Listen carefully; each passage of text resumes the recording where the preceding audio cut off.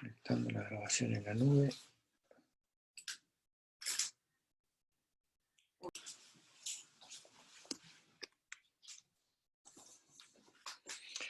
Hola, hola, hola. ¿Cómo están? Bienvenidos, amigos de Instagram, Facebook, LinkedIn y otros canales por los cuales nos siguen. Muchas gracias a todos por estar hoy aquí en esta reunión donde vamos a tratar de compartir algunos temas que nos preocupan a todos en el día de hoy y tiene que ver con la contención de usuarios en tiempo de aislamiento. Pero no solo usuarios, vamos a hablar también de otro tipo de personas, dando inicio a esta serie de charlas que llamamos charlas de mentes. De mentes porque vamos a hablar con gente de pura mente. Así que sin más preludios vamos a comenzar. Estamos ahí ya saludando a los amigos que nos siguen. ¿Cómo están? Pueden preguntar cuando quieran y vamos a ir haciendo algunas paradas para contestar preguntas si es que las hay. Esperemos que sí, para que esto sea más interactivo. Bien, queríamos hablar de la contención a usuarios, a clientes y a otras personas en tiempos de aislamiento, pero yo quisiera empezar por la definición de contención y de soporte, donde básicamente, si vamos a la etimología de la palabra, contención es sostener, es contener algo, es agarrarlo, es tenerlo, ¿no? Es sostenerlo. Y por el otro lado, soporte también. Soporte es lo que recibe el peso de otra cosa y evita que se caiga o evita que se tambalee. Entonces, hablar de soporte y de contención a usuario es lo mismo, ¿sí? Más allá de que en nuestras cabezas a veces esos conceptos funcionen por separado. Y trata de alguna manera esto de definir el trabajo de aquellos que damos soporte directo o indirecto a otras personas. Después vamos a hablar de otros términos, pero por ahora decimos que ahí siguen saludando. Hola, hola a todos. Decíamos soporte técnico, soporte funcional, soporte administrativo, soporte emocional, soporte de cualquier índole. Pero para poder entender bien esto del soporte, en principio vamos a pararnos en un contexto, ¿no? Hoy vivimos en una pandemia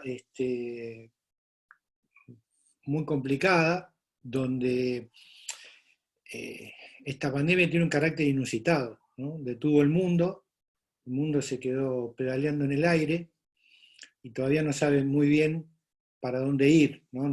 No hemos caído del todo, sobre todo nosotros que estamos un poco lejos y lo vemos como en una película. De hecho, el comentario es: esto parece una película. Pero no es una película, porque hay miles de muertos. Entonces, esto va condicionando y cada vez nos va a condicionar más nuestra manera de vincularnos y de conectarnos, ¿no? Esto nos va a generar cambios porque nosotros somos sujetos sociales, digamos, sujeto es agarrado a, ¿y a quién? A otros. Estamos interrelacionados, ¿no? Es decir, que desde una mirada más psicológica, sí, hoy me saqué el sombrero de técnico y vamos a hablar desde el área de la psicología social. Hoy decimos que todo ser humano es un ente productor y producido, es decir, que él produce y a su vez es producido por la sociedad que lo rodea. ¿Qué es lo que nos produce a nosotros? ¿Quién nos produce? La interacción con otros, ya desde el núcleo primario, ¿no? La interacción con nuestra mamá, con nuestro papá, con nuestros hermanos, la interacción con la escuela, la interacción con el club, la interacción con el ente social que nos nuclea, la interacción con el país, la interacción con el continente y la interacción global. A tal punto somos globales hoy que un virus paró todo el mundo, ¿sí? Entonces, nos producen y a su vez nosotros devolvemos conductas que producen conductas en otros, en algunos casos repitiendo, lo que hemos aprendido, en otro caso modificando. Ya vamos a llegar a ese punto. Digamos que esto de productor y producido, que es como una especie de juego dialéctico, nos permite adaptarnos al mundo que nos rodea y al mundo que vivimos. Y nos podemos adaptar de varias formas. Activamente, o desde un concepto de adaptación sana, o pasivamente, que es un concepto de adaptación forzoso. Nos obligaron a adaptarnos, con lo cual puede influir negativamente en el proceso de nuestra salud mental, nuestra salud psíquica. Damos bienvenida a aquellos que por ahí se siguen uniendo. Entonces, dicho esto, para poder nosotros dar soporte a otras personas, tenemos que pensarnos siempre desde una mirada psicosocial, es decir, un hombre, una mujer, una persona en situación de algo. No podemos pensar nunca en un hombre aislado, ¿sí? A tal punto somos sociales, y esto lo quería decir en la lámina anterior, que el ser humano nace totalmente indefenso y depende totalmente de otro ser humano, ¿no? Y nosotros, a lo largo de nuestra vida, nuestro aparato psíquico se va conformando en base a lo que nos devuelven los demás. Yo proyecto y hay alguien que me devuelve una imagen. Un maestro, un profesor, la mamá, el papá, el amigo, la pareja, lo que sea, nos devuelven, ¿no? Instituciones también que nos devuelven mandatos. Entonces, en ese interjuego no estamos solos, ¿sí? Yo saben que no soy amigo de estas cosas de la autoayuda y yo solo me puedo ayudar, porque nadie está solo, todos dependemos en cierta manera de otro. Dicho esto, este sujeto social, esta persona que depende tanto de otros, me detengo un minuto a contar una anécdota del mal de la muerte blanca, que es un estudio que se hizo hace más de 100 años, en maternidades donde había niños que no tenían padres, y aquellos niños a los cuales no se les daba cariño, no se les hablaba, no se les hacía nada más que alimentarlos, terminaron muriendo. A diferencia de aquellos que las enfermeras sí les hablaban, estaban con ellos, justamente porque no tenían el reflejo, la imagen, y su aparato psíquico se colapsó. Somos absolutamente interdependientes, por más que nosotros digamos, no, yo no dependo de nadie, yo me arreglo solo.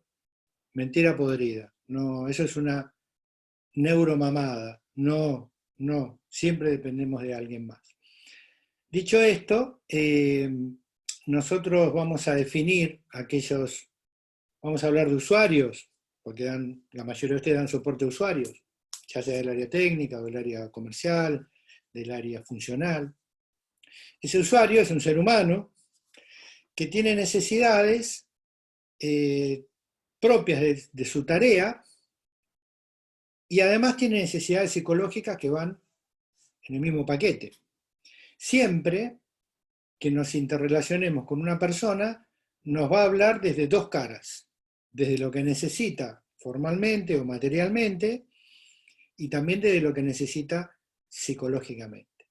Es decir, si alguien me está pidiendo un pan, no solo me pide un pan, me pide un pan y depende cómo se lo dé. Si yo ese pan se lo doy con cariño, aquí tienes, comete el pancito, todo bien. Si el mismo pan se lo tiro por la cabeza, voy a cubrir una necesidad, va a comer, pero va a quedar enojado conmigo, ¿no? Entonces, esto de la necesidad psicológica es como la primera lección que todos, acá dice que el ser humano históricamente ha mostrado una conducta social, totalmente, ¿sí? Kelvin, somos sujetos gregarios, en el montón somos lo que somos, ¿no? A tal punto yo le llamo la cuarta naturaleza, ¿sí? Lo que hemos aprendido socialmente es como una etapa más dentro de nuestro desarrollo. El hombre pudo adaptarse hasta el punto de vivir bajo el mar o ir a la luna en base a las conductas sociales y el aprendizaje comunitario. Solo el hombre desprotegido no puede hacer nada, ni siquiera pasar 2 días en la selva, no puede. Bueno, dicho esto, estas necesidades psicológicas siempre están presentes, y en tiempo de millennials, medio como que esto se perdió un poco.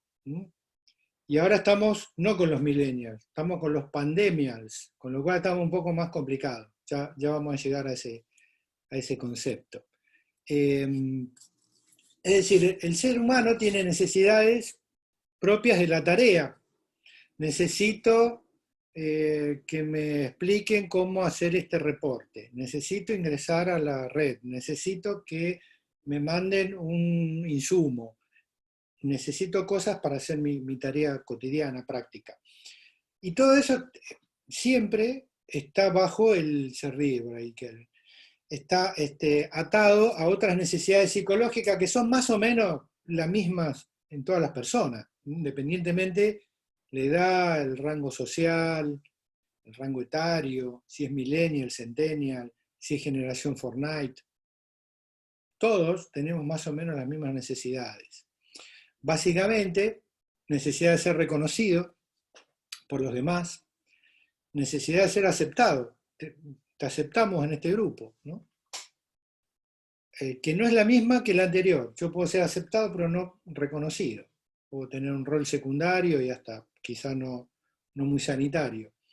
El rol de pertenecer, sentir que pertenezco a algo, la necesidad de sentirme protegido, hay un entorno que para, o alguien que para la amenaza, la necesidad de autocontrol, de sentir que controlo lo que hago. Cuando pierdo esa de que yo no puedo controlar, ahora vamos a ver lo que pasa.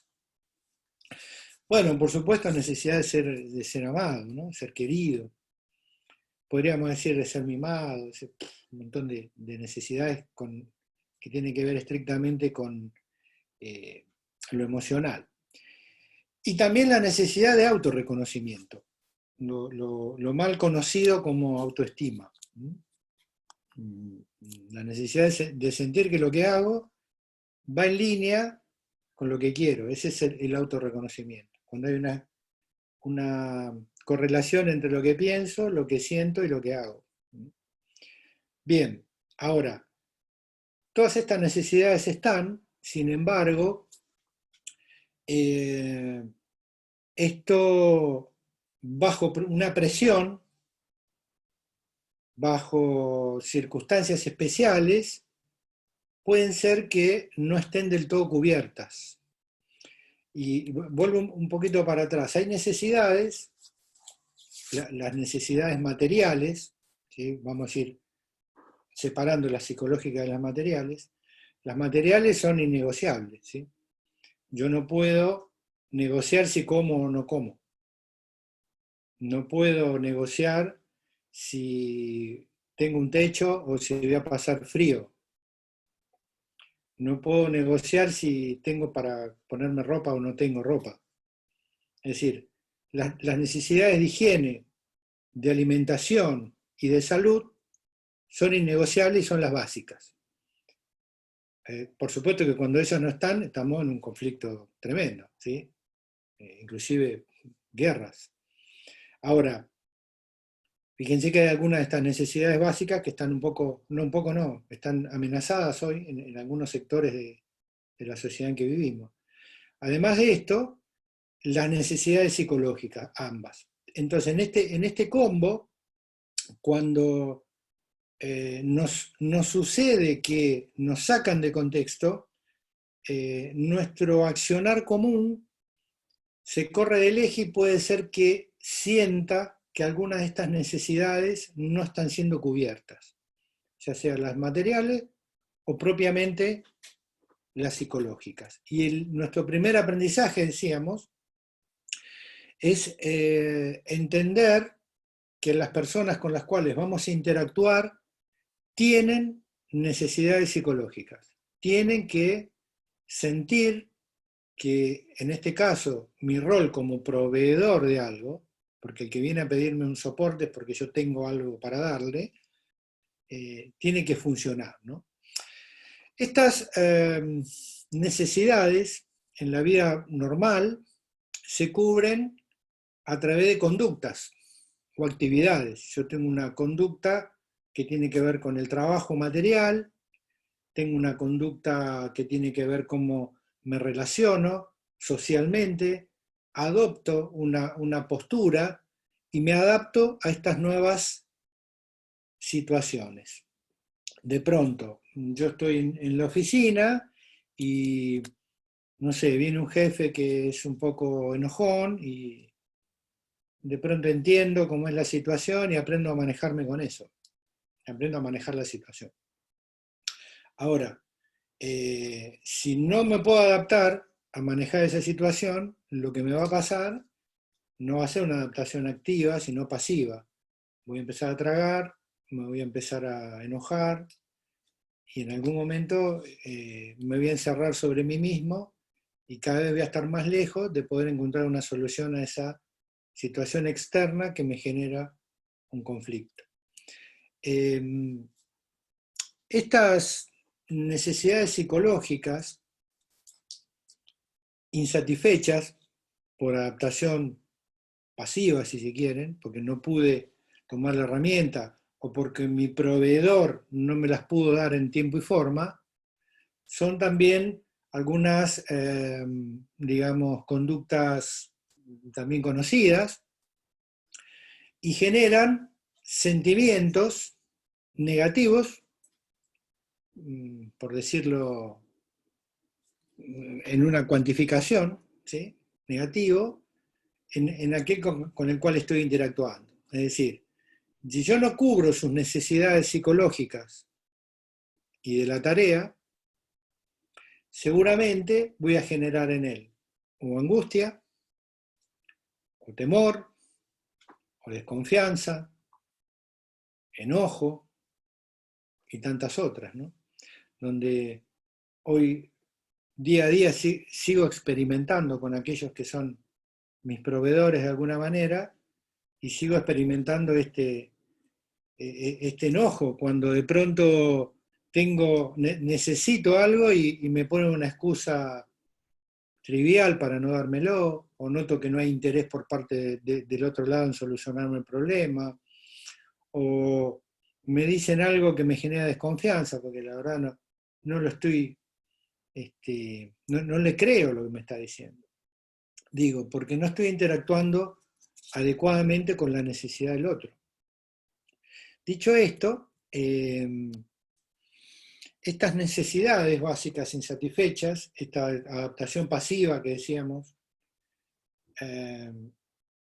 está generado por dos ansiedades básicas que son bastante conocidas en el mundo de la psicología social, que son el miedo a la pérdida y el miedo al ataque.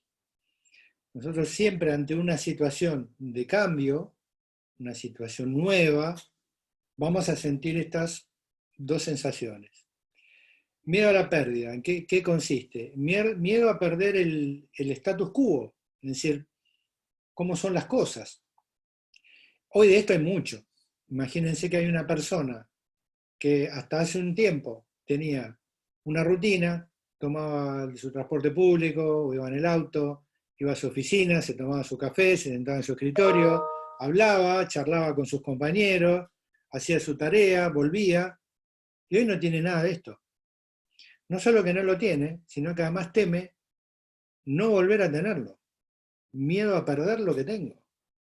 Miedo a perder el trabajo, miedo a perder el reconocimiento, miedo a que las nuevas tecnologías me reemplacen. Es decir, hoy abunda el miedo a la pérdida, pero por todos lados. Ahí nos dicen, Daniel por ahí nos comparte que le pasó eso, ¿no? Uno siente eso.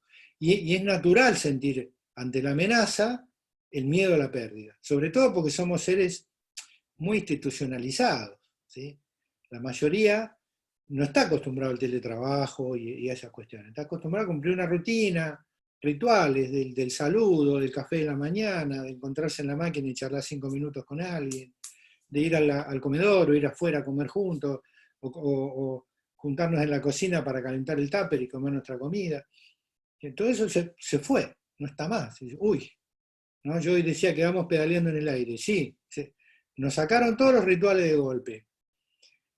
Nuestros consejos dejaron de ser válidos, ¿no? Miedo a la pérdida, miedo a perder el status quo y miedo al ataque. Miedo a que venga algo de afuera y me destruya. ¿Y quién no tiene miedo de infectarse hoy con un virus que es mortal? ¿Quién no tiene miedo? Sí, habrá alguno que no le tiene miedo a nada, que anda a 300 km por hora con el auto, que camina por una cornisa, esa gente existe. Pero aquellos con el cual el miedo es una herramienta de protección, sentimos miedo, ¿no? No estoy hablando del miedo patológico, de pronto el agorafóbico, el que tiene miedo a andar en ambientes, o fobia, hoy está bárbaro porque está encerrado, no necesita salir. Ahora, aquellos que no padecemos miedos patológicos, tenemos el otro miedo, miedo a ser atacados por algo externo. Bien, y estas dos angustias, estas dos ansiedades básicas, se combinan, no funcionan por separado, y se retroalimentan. Tengo miedo a perder, tengo miedo a ser destruido, y a su vez eso me genera una especie de fuera de foco, ¿sí? Es como una lámpara que se ve mal porque está fuera de foco, y mis relaciones con los demás empiezan a funcionar mal, porque estoy desalineado, ¿no? Sí, Luciano dice acá si el miedo lleva a la acción. Claro, en la adaptación pasiva sí. Yo puedo tener miedo a algo que viene de afuera y proponerme una estrategia para superarlo. Yo tengo miedo a contagiarme, entonces ¿qué hago? Me lavo las manos, me quedo, no hago locuras, me cuido, y con esa estrategia voy disminuyendo o atenuando mucho ese temor. Si, yo no trabajo en un hospital público, pero si tuviera que hacerlo, viviría con miedo, porque estaría todo el tiempo en contacto, ¿no? con la pandemia. Es decir, el miedo a la pérdida es lo mismo.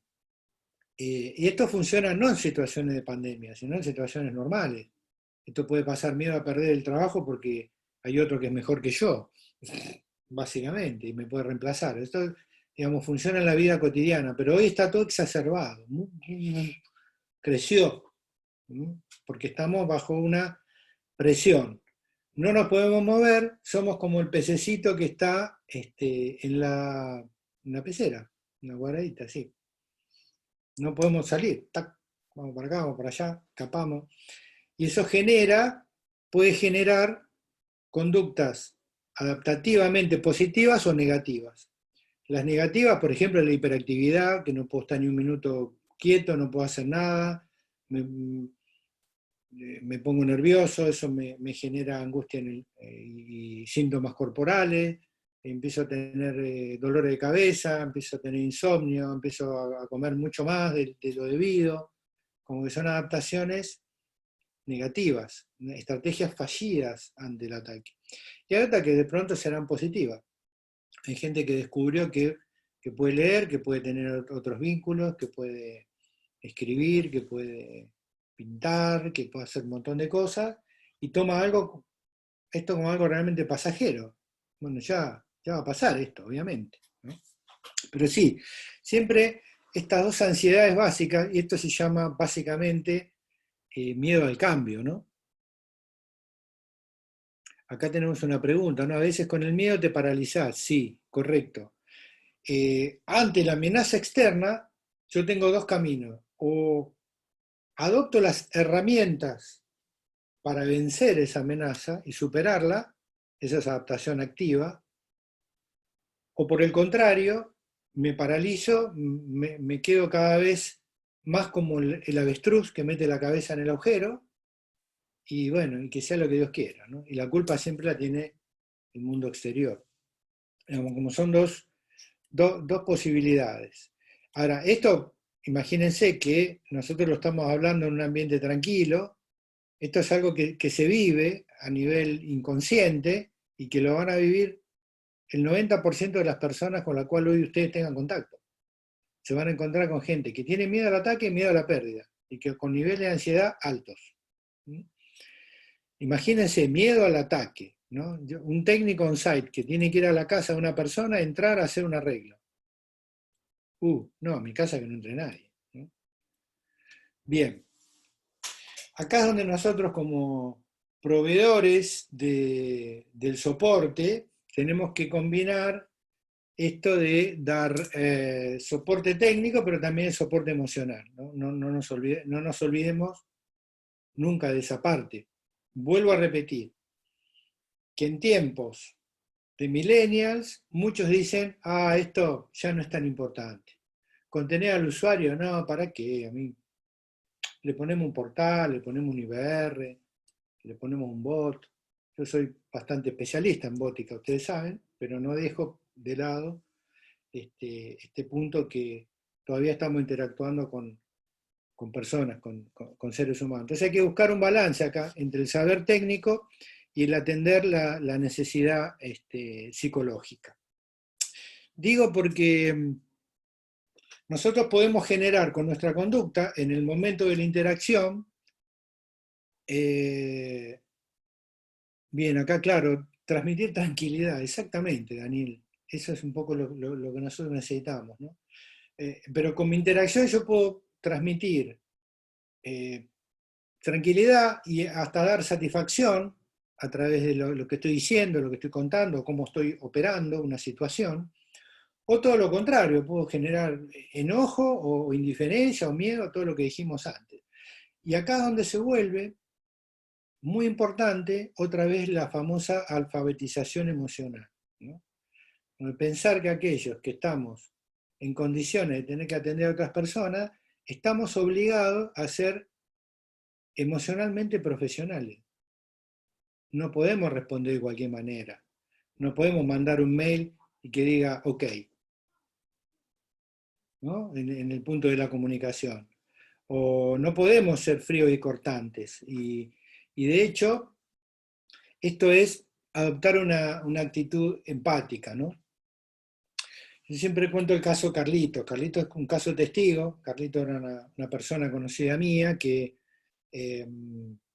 siempre terminaba con el problema de la persona que lo llamaba. O sea, siempre terminaba con su problema, lo solucionaba. Pero en el proceso también terminaba con la autoestima de la persona, terminaba con el usuario, ¿sí?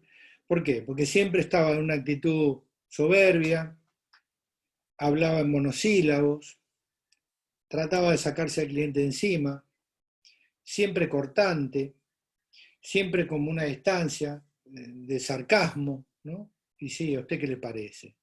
¿No? Siempre tratándolo como sobradoramente. Exactamente. Bueno, acá nos dice Kelly, no hay que ser cuadrado en la resolución. Y no, exactamente. Hoy, más que nunca, se necesita de nuestra calidez. Más que nunca. Y si tenemos un tiempo de atención preestablecido, bueno, hay que flexibilizarlo. Y hay que ser más cordial que antes, hay que darle más tiempo que antes, y hay que dejar que la persona no solo me cuente su necesidad de la tarea, sino también puede desahogar su necesidad emocional, ¿no? Bueno, algunas malas prácticas que he notado estos días, que son viejas, pero hoy como que están apareciendo ahí, ¿no? Tomar a la persona que solicita algo, como una molestia, ¿no? Como algo no importante. Decir, uy, este estúpido ahora, ¿por qué me viene a pedir esto? ¿No? Como si fuera que le estoy haciendo un favor a aquel que me atiende. Lo he visto mucho estos días, en farmacias con las recetas digitales, en pedidos que se hacen, gente que está supuestamente para atender y dar soluciones y parece como que estuvieran en un pedestal, ¿no?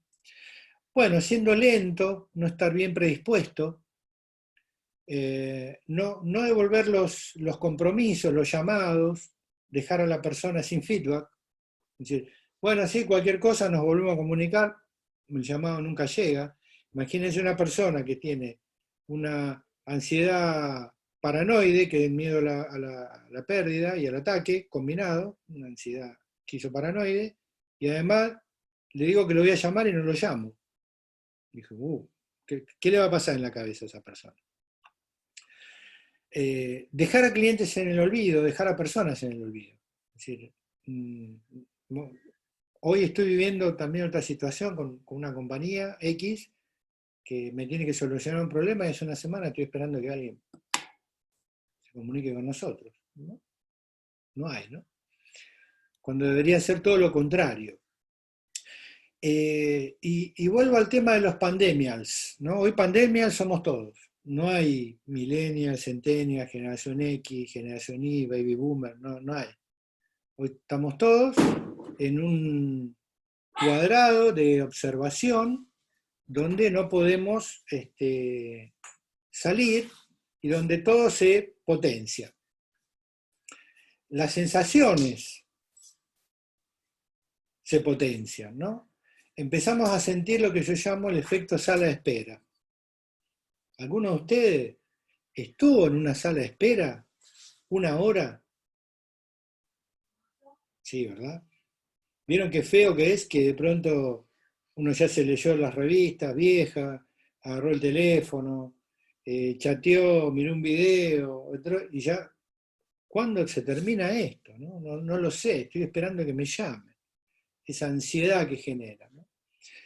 Básicamente porque nuestro contexto está roto.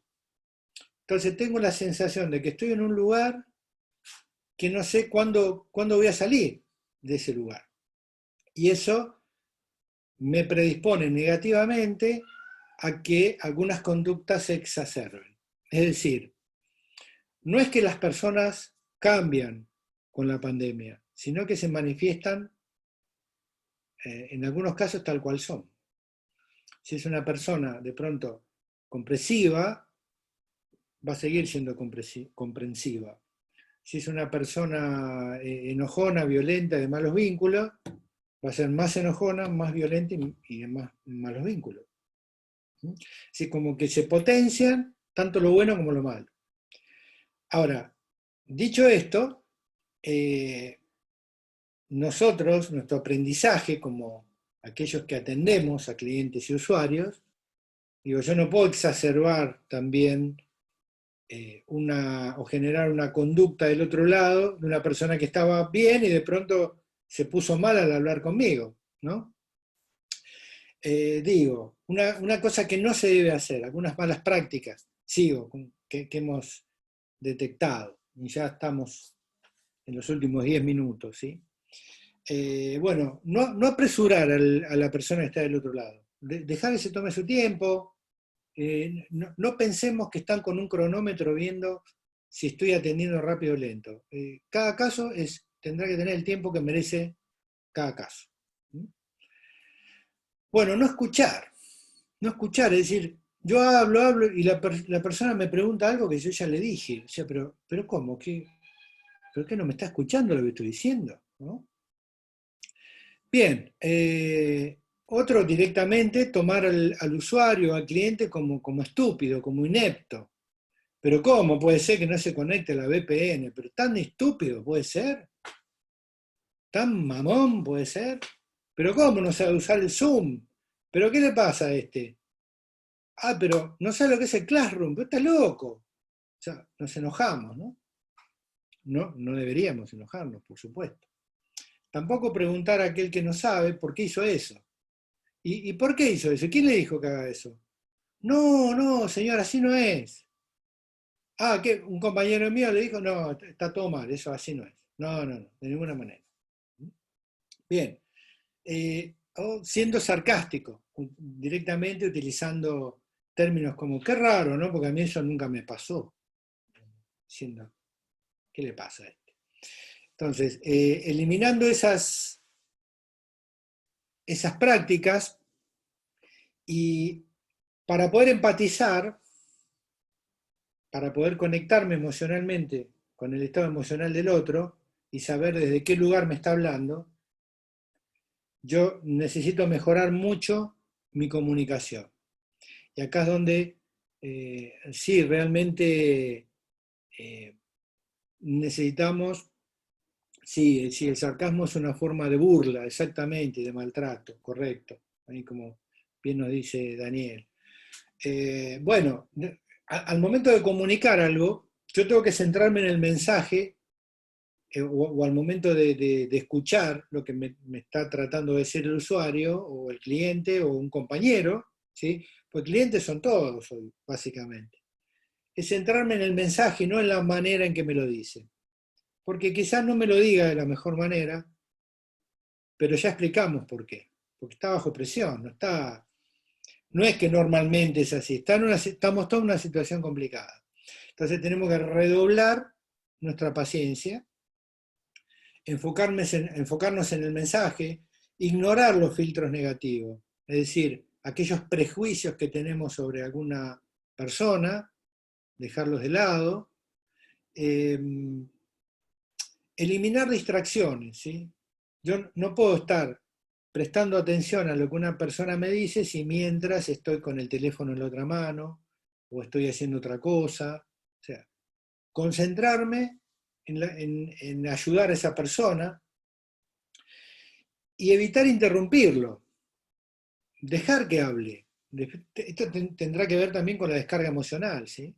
No solo con entender lo que me pide, y optimizar el tiempo. Yo no digo que hay que derrochar el tiempo, sino que hay que usarlo bien. Ahora, si yo no escucho, no presto atención o me enojo por un mail, ¿sí? Que inclusive fíjense que los canales electrónicos, digital, son muy propensos al malentendido. A lo que se escribe por WhatsApp, a lo que se escribe por mail, a lo que se escribe por redes sociales, pues no tiene contexto, no tiene tonalidad, no tiene forma. Entonces, me puede caer mal porque yo estoy mal. ¿Está bien?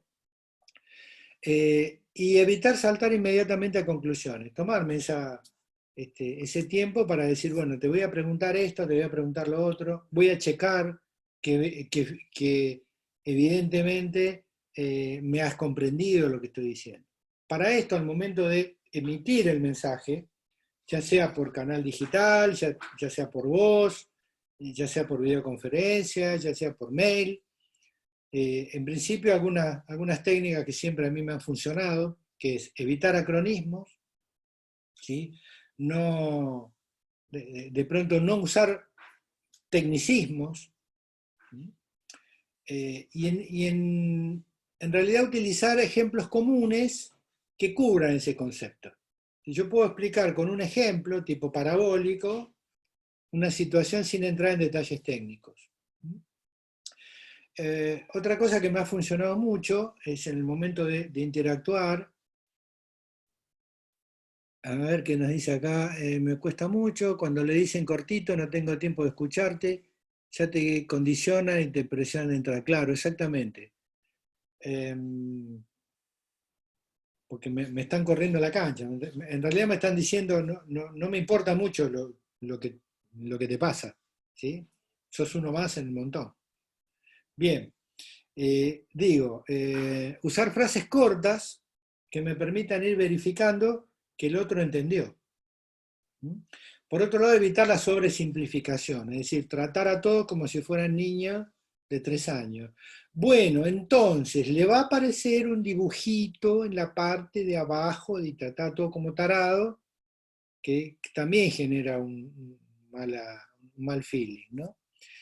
Y lo fundamental en el proceso de atención es evitar el trato dictatorial, ¿sí?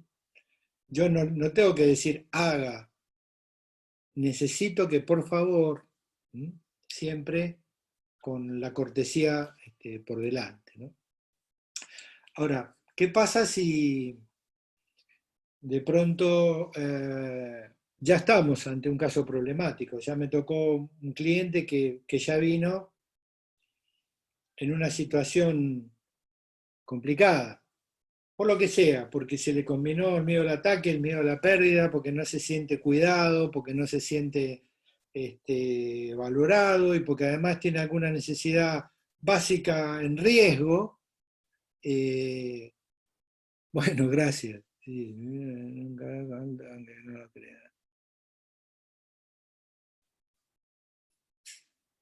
Bien, acá hay una aclaración importante de Daniel, ¿no? Que se siente hiperidentificado con esto. Decíamos, nosotros tenemos que, ya estoy en la situación, ya vino mal, la persona que tengo de otro lado, paso uno, escuchar.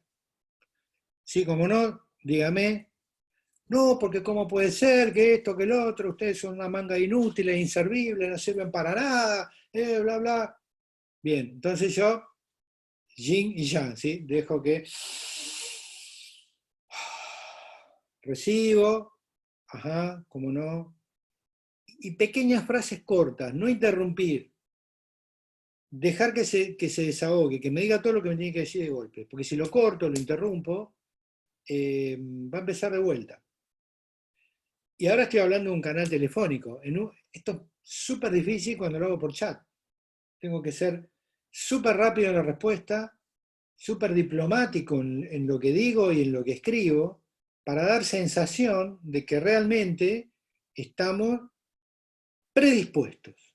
¿Sí? Es muy difícil mostrar la predisposición, ya por teléfono es difícil, porque hay que manejar el arte del tono de voz y otras cosas. Imagínense por canales totalmente digitales, ¿no? Donde quizá en otro momento no importa. Hoy importa un montón esto, hoy importa un montón, ¿no? Y lo que va a marcar la diferencia.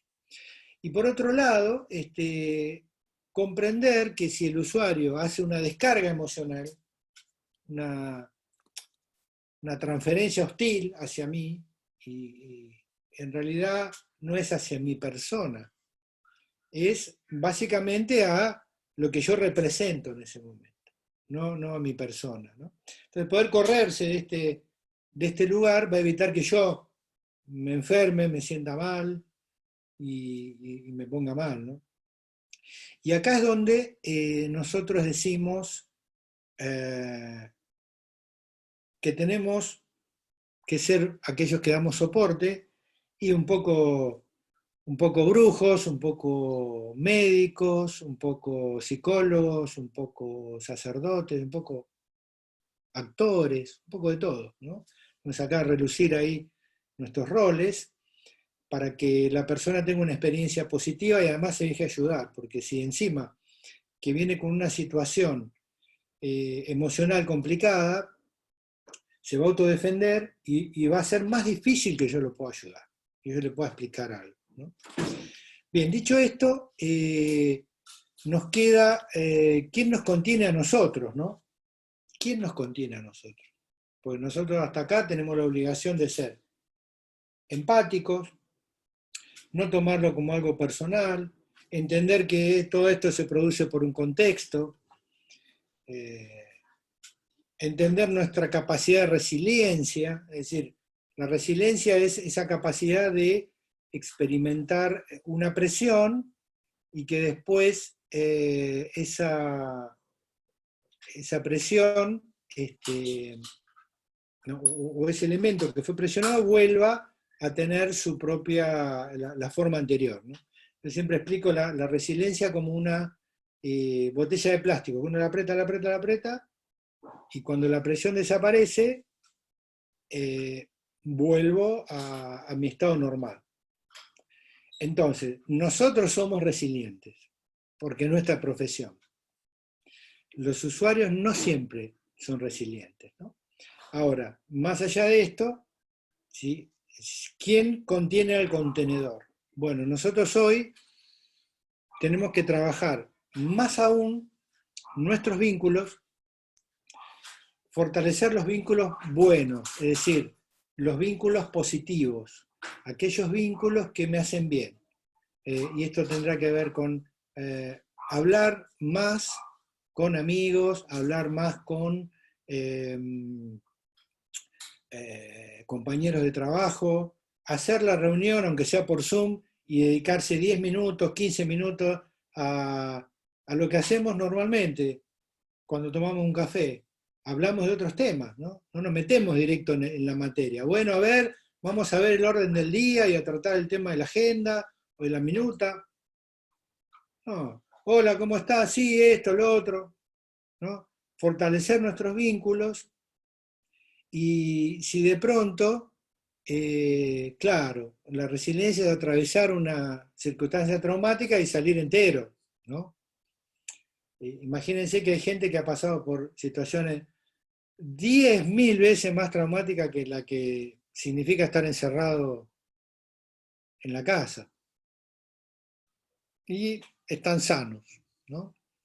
Digo, de ahí va nuestra fortaleza, hacernos fuertes con nuestros vínculos positivos, con nuestros vínculos buenos, conectarnos con aquellas personas que nos hacen bien, hablar, hablar, hablar, no nos podemos abrazar, así que bueno, podemos hablar mucho.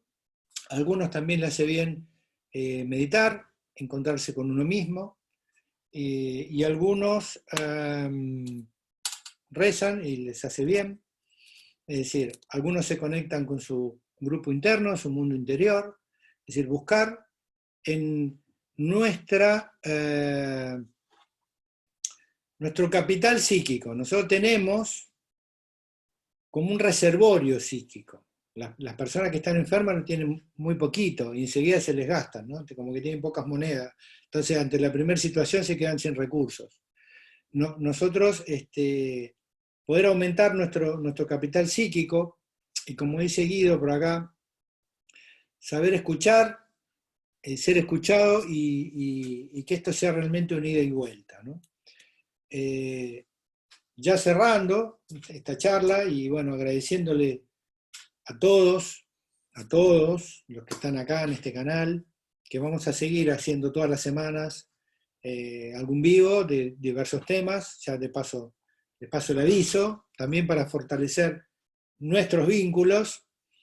Quiero cerrar con este mensaje, ¿no? Que todos somos seres humanos y que hoy en día tenemos que cuidarnos unos a los otros más que nunca. Hoy es una situación inédita, nos tenemos que cuidar, tenemos que estar cerca del otro y pensar al otro en ese sentido. Bien, muchas gracias a todos por estar acá. Hemos debutado en este canal de Instagram, no en los otros, pero bueno, los esperamos a todos. Acá saludo a Luciano, etcétera. Los esperamos a todos para que podamos seguir estando en contacto por todos nuestros canales.